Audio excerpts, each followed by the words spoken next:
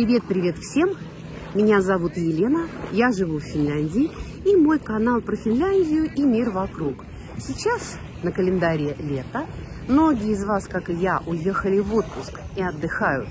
Но даже в отпуске я слушаю книгу на финском языке и читаю книжку на финском языке. Потому что я вам говорила, что для того, чтобы выучить язык, нужно постоянство, постоянство и постоянство. Я буду повторять и учить язык в отпуске, ну а вы посмотрите небольшой ролик, отрывок из фильма «За спичками», послушайте, не переживайте, если вы с первого раза что-то не поймете, ловите хотя бы несколько слов. Посмотрите несколько раз, и вы убедитесь, что вы с каждым разом понимаете все больше и больше. Смотрите мой канал, ставьте лайки, пишите комментарии. До новых встреч, ваша Елена. Kummallisia seikkailuja.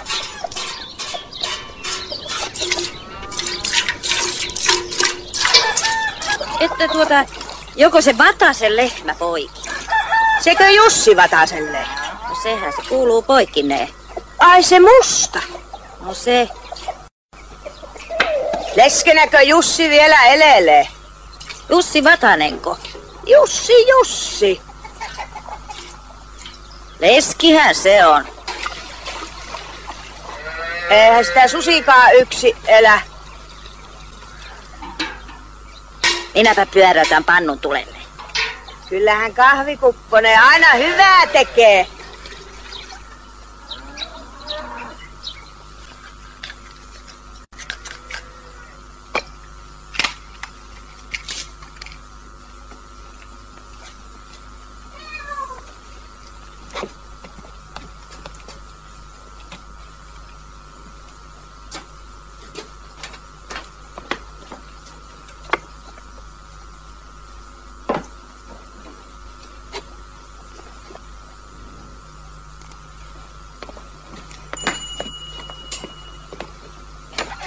Kyllä kupponen maistuu. No, tikkuja tässä enää. Ihalainen, onko sinulla tulitikkuja? Koko päivänkö se meinaa siinä utvottaa? Ennekö juonut? Ei 10 vuoteen viinan tippaakaan.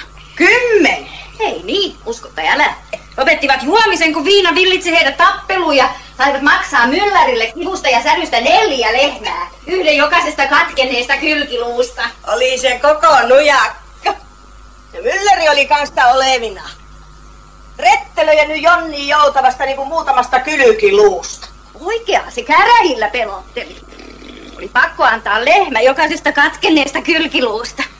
Sen jälkeen eivät ole maistaneet mitään viinan näköistä. Vettäkin Ihalainen karttelee. Ihalainen, nouse siitä ja lähde Hyväriselle tulitikkuja lainaamaan. Sukastanpas tällä persuksi. Ihalainen! Mitäs noin, annas kuin minä.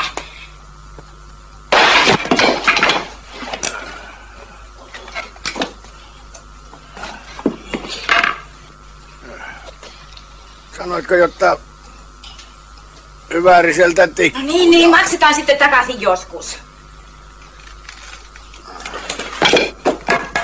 No enää menee.